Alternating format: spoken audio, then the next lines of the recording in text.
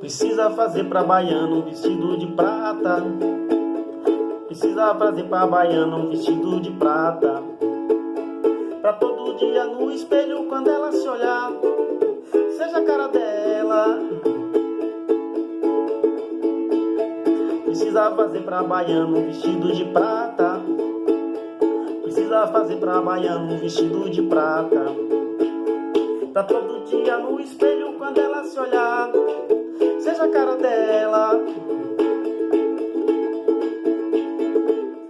Já faz muito tempo que eu não vejo ela dançar, que a gente não canta junto a mesma canção. Precisa mandar um presente pra ela, pra ver se desperta no seu coração. Um presente assim, seja a cara dela. Um presente assim, seja a cara dela. Um vestido bordado com pontas do mar, uma sandália de couro e ainda manda um quebra um lá. Pra botar no pescoço um vestido bordado com pontas do mar, uma sandália de couro e ainda manda de quebra um guia de Oxalá. Pra botar no pescoço um presente assim, seja a cara dela.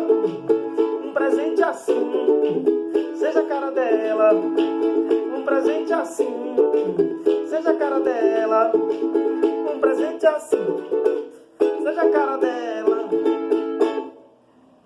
Bom dia, meus amados alunos do 8º ano da Escola Promove, melhor 8º ano de toda a Via Láctea. Meus amados, vamos continuar a nossa aula de História.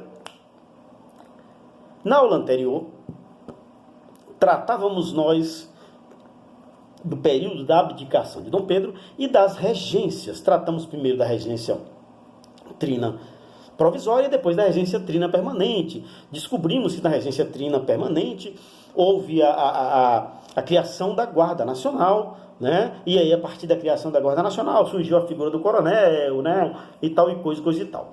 Pois é, vamos dar continuidade agora durante esse período da regência trina permanente. Durante a regência trina permanente, os liberais do governo se fortaleceram, né? E passaram a ocupar cada vez mais os lugares na Assembleia Legislativa lá do Império, né? O que significa o fortalecimento dos liberais? Qual a consequência que pode haver disso? Voltando, o que a gente já falou em aulas anteriores, os liberais são aqueles que acreditam que o governo deve ser pequeno e o indivíduo, o cidadão, deve ser maior. Ou seja, o governo não pode não deve interferir muito na vida cotidiana do cidadão, certo? Então essa é a visão dos liberais, certo? Pois é, os liberais se fortaleceram nesse período, fazendo com que as leis e o império passasse a ter diminuir o poder central, o poder do imperador, ou seja, o poder do regente, certo? Muito bem. Em 1824, a gente já falou que houve a Constituição de Dom Pedro, né? Dom Pedro I. Só que os políticos da época, os políticos liberais da época, os membros do governo da Assembleia, que cresceram muito, eles fizeram um ato adicional à Constituição de 1824. Então, o ato adicional de 1834, ou seja, adicionaram uma lei, um ato à Constituição que já havia sido escrita antes, né? E o ato adicional vai ser um ato liberal. Por que vai ser liberal? Primeiro porque é o seguinte, na Constituição de 1824, vamos voltar aqui para relembrar, o imperador criou para si o chamado poder moderador. Eram 4 poderes: executivo, legislativo, judiciário e moderador, né? O executivo era o imperador, o legislativo eram os deputados, os senadores, o judiciário, os juízes, né? E o moderador também pertencia ao imperador, certo? E aí o que acontece? Lembra que, usando o poder moderador, o Dom Pedro I dissolveu a Assembleia muitas vezes, né? Falou, olha, não vai ter mais Assembleia, não vou dissolver, eu tenho esse poder. Pois é, esse ato adicional de 1834 vai impedir, vai tirar do poder moderador o poder de dissolver as Assembleias, né? Ou seja, limita o poder do imperador, né? Então, isso enquanto regência ainda. O futuro imperador ainda era uma criança nesse período, né? Ele se em 31 ele tinha 5, 32, 34, ele tinha 8 anos, né? Em 34. Então o que acontece? Há uma diminuição do poder imperador com a limitação do poder moderador. O poder moderador já não pode mais dissolver a Assembleia, certo? Vai ser criada também as Assembleias Provinciais. Lembra que nas aulas anteriores falamos das revoltas que algumas que aconteceram durante o Império, e muitas foram reclamando pedindo mais autonomia para as províncias? Pois é esse ato adicional dá mais autonomia para as províncias, ou seja, cria assembleias provinciais. Cada província agora vai ter sua própria assembleia com seus próprios deputados para elaborar suas leis locais, né? E essas leis vão ser, evidentemente, estarão sob o jugo, o poder da Constituição Federal, não, da Constituição Imperial, né? Mas já a possibilidade das províncias criarem as suas próprias leis, certo? E também, meus amados, havia a regência trina, né? Há uma diminuição da regência trina para uma regência una. Já não se precisa mais de 3 regentes, usa-se agora 1. Então passa-se a ter uma regência una. O poder, então, com as assembleias provinciais, ele é descentralizado, né? Não totalmente, mas existe uma certa descentralização de poder quando se cria as assembleias das províncias, Pernambuco, Bahia, Grão-Pará, né, etc, coisa e tal. Certo? Muito bem. A primeira regência una, quem vai ser o regente? O dito Padre Feijó, né? Aquele que criou a Guarda Nacional, que foi o primeiro ministro da Justiça do período regencial, né? O Padre Feijó vai ser regente nesse período, certo? Foi o primeiro regente da regência una do país, do Império Brasileiro, né? O governo dele, ele teve um grande apoio, ele apoiou muito a autonomia das províncias, né? As províncias criarem suas próprias leis, criarem seu próprio progresso. Então o Feijó ele apoiou muito, né? Mas Feijó encontrava muita dificuldade no poder legislativo do Império, lá no Rio de Janeiro, porque muitos regressistas, né, que eram aqueles que queriam manter como era antes, né, eles faziam grande resistência a Feijó, certo? Muito bem, nesse período da regência una do Padre Feijó, vão acontecer alguns eventos, né, algumas rebeliões, Cabanagem, lá no Pará, a Revolução Farroupilha, no Rio Grande do Sul, e a Revolta dos Malês, que aconteceu em Salvador, na Bahia. Nós vamos tratar dessas revoltas todas posteriormente em aulas futuras, certo? Muito bem. Então vai acontecer que a pressão contra Feijó é tão grande que Feijó não suporta a pressão e renuncia no ano de 1837. Então ele ficou de 34 até 37. 34, 35, 36, 37. 4 anos como regente. No lugar de Feijó, a segunda regência una vai eleger um homem chamado Pedro de Araújo Lima. Nem de baixo nem de cima. Pedro Araújo Lima, né? Era um deputado regressista, né? Que eram chamados de caramurus. Os regressistas eram chamados de caramurus, né? E aí, sendo um regressista, né? Ele era contrário à autonomia legislativa das províncias. Então, ele vai revisar o ato adicional de 1834, né? E vai, nessa revisão, ele também vai fazer um código de processo criminal, ou seja, ele revisa também o código de processo criminal, certo? No caso do Pedro Araújo de Lima, na regência dele, vai haver um retorno, de certa forma, um certo retorno a forma de governo anterior. As províncias perdem um tanto da sua autonomia, certo? E aí o regente volta a concentrar o poder na mão do regente, né? E diminui a autonomia das províncias, certo? E aí, novamente, quem passa a ser os criadores das leis no país são os deputados e senadores que moram no Rio de Janeiro, e não mais os provinciais, que moram em Pernambuco, Bahia, Grão-Pará, né? Pois é, certo? Muito bem. Em seguida, meus amados, né, desse período regencial, Havia uma forte campanha, porque nesse período de regência, a gente vai estudar depois, foram várias rebeliões, né? E os regentes não davam conta das rebeliões. O país estava convulsionado, estava tendo rebeliões em vários lugares. Na Bahia teve umas 2 ou 3, né? No Rio Grande do Sul também teve algumas. Em todo o Nordeste tinha muitas rebeliões, né? No Grão-Pará, que era um estado que depois virou uma província, que depois virou o estado do Pará, também tinham várias rebeliões. Então o que acontece? Surge no meio político do Rio de Janeiro um grupo que queria, que acreditava que era necessário coroar o Dom Pedro, Pedro de Alcântara, né? E transformar ele no Pedro II, porque adiantar a maioridade dele, né?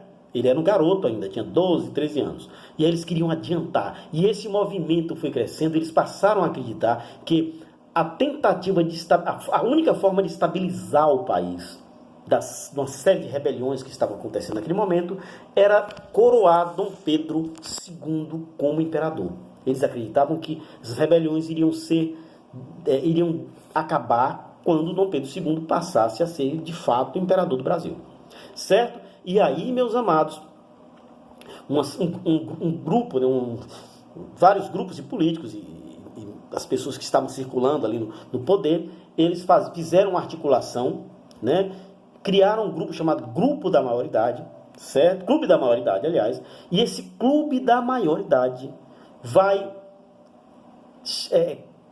modificar a lei e vai fazer o seguinte, olha, ele vai alterar a Constituição, alterar a lei, né? E empossar Pedro de Alcântara como imperador brasileiro com apenas 14 anos, faltando 4 anos para ele completar 18 anos, né? Então, 23 de julho de 1840, acaba-se o mandato regencial de Pedro de Araújo Lima, né? E quem assume o poder executivo com menos de 15 anos, né? O Dom Pedro de Alcântara, o Pedro de Alcântara, que passa a ser Dom Pedro II, o segundo imperador do Brasil, um dos maiores governantes que esse país já teve. Um grande homem. Ao longo das aulas futuras, nós conheceremos cada vez mais um pouco desse grande homem que foi Dom Pedro II, grande imperador, né? Um homem que falava vários idiomas, um homem estudado, um homem que durante todo o seu período de império nunca aceitou que seu salário fosse aumentado. Ele ganhava um valor não muito grande, mas ele falava o seguinte, olha, esse valor que eu tenho aqui é um valor que dá para eu viver com minha família confortavelmente. Então ele não aceitava aumento de salário. Olha que coisa interessante, o Dom Pedro II, né? Dom Pedro II, em todo o seu período como rei, como imperador do Brasil, ele visitava escolas, né? E conhecia pessoas. E quando ele via pessoas, por exemplo, com talentos como o pintor Pedro Américo, por exemplo, ele chegou uma vez numa escola no Rio de Janeiro, e aí ele viu o Pedro Américo, né? Um garotinho. Não, ele estava em reunião lá, os alunos na sala de aula, ele foi lá, né? E aí ele percebeu que lá pelas tantas um menino olhando para ele e rabiscando no papel. Quando ele vai olhar, o menino fez um retrato dele na hora ali. Ele ficou encantado com o talento do menino e aí pagou uma escola para o menino, uma escola de pintura. E esse menino virou um grande Pedro Américo, um dos maiores pintores do período imperial, né? Assim como durante o seu período de governo, isso é uma coisa que eu estou adiantando, mas eu queria falar mais, eu falo agora, né? O período de governo de Dom Pedro II, nesse período, por exemplo, Dom Pedro educou várias pessoas, né? Tinha uma coisa muito interessante com Dom Pedro II, segundo imperador do Brasil, Dom Pedro II, né? O grande Pedro de Alcântara, né? Ele, quando era imperador, qualquer pessoa que chegasse no palácio para visitá-lo, para ter uma audiência com ele, não chegava lá e entrava e falava assim, olha, eu quero conversar com Dom Pedro. Poderia ser pobre, podia ser rico, podia ser branco, podia ser preto, podia ser azul, podia ser amarelo, podia ser quem fosse, escravo ou não escravo, qualquer pessoa que chegasse para conversar com Dom Pedro, né? Era só chegar lá no palácio e aí as pessoas que estavam lá na frente, né, que eram a recepção de Dom Pedro, já estavam instruídos, né? Chegou alguém, pode ser quem for, chegou, vai ser atendido, né? Então, no horário de atendimento do Dom Pedro público era assim. E não tinha esse negócio de chegou ali um pobrezinho, uma pessoa pobre que chegou ali agora, quer uma audiência com o Dom Pedro. Aí ele tava lá, né? Anotava, olha, o seu João vai. Tá bom, aí daqui a pouco chegava o senador Algibeira. Aí o senador falava assim, Benedito era o porteiro, o responsável. Né? Benedito, como é que tá? Fala para o imperador que eu tô aqui, o senador Algibeira. Benedito já estava instruído a falar o seguinte, olha, o senador tem o seu João primeiro aqui, depois o senhor. Era assim, não tinha esse negócio de cortar fila porque é senador, porque é rico, porque é... Não, Dom Pedro era um homem justo. Ao longo das aulas nós vamos falar mais sobre o grande Dom Pedro, né? Que foi um homem justíssimo, um grande homem reconhecido internacionalmente como um grande imperador. E que nós perdemos quando houve o golpe da República, que estabeleceu uma república com o Marechal Floriano, o Marechal Deodoro da Fonseca, né? Pernas finas e cara seca, né? Mas isso a gente vai tratar mais lá adiante. Certo? Então, meus amados, no dia 23 de julho de 1840, houve o chamado golpe da maioridade. Hoje em dia se chama de golpe da maioridade. Naquela época não se falou em golpe, né? Mas hoje em dia se fala golpe da maioridade. Tirou-se o Araújo Lima da regência e colocou o herdeiro legítimo do trono, Dom Pedro II, com apenas 14 anos para governar. Dom Pedro governa de 1840 a 1882, 1889, aliás, com o golpe da República, né? Então, mais de 40 anos de governo, com um grande homem que foi Dom Pedro II, do qual a gente saberá futuramente, certo? E eu vou pedir para os meus amados para abrirem o módulo na página 169 e 170 e 171 e resolver. Aliás, 179, 170, 171, exatamente. E resolver responder essas questões. Enquanto isso, eu vou finalizar cantando a música do grande Paulinho Boca de Cantor, um cantor lá de Salvador que eu tive o prazer de conhecer, né? Que cantou também numa banda chamada Nós Baianos. Então, vestido de prata, Paulinho Boca de Cantor. Precisa fazer pra baiano um vestido de prata. Precisa fazer pra baiano um vestido de prata. Todo dia no espelho, quando ela se olhar, seja a cara dela. Precisa fazer pra baiana um vestido de prata. Precisa fazer pra baiana um vestido de prata. Que todo dia no espelho, quando ela se olhar, seja a cara dela. Já faz muito tempo que eu não vejo ela dançar, que a gente não canta junto a mesma canção, que a gente não dá nada pra ela, pra ver se desperta o seu coração. Um presente assim, seja a cara dela. Um presente assim, seja a cara dela. Tchau e até a próxima. Deus abençoe a todos.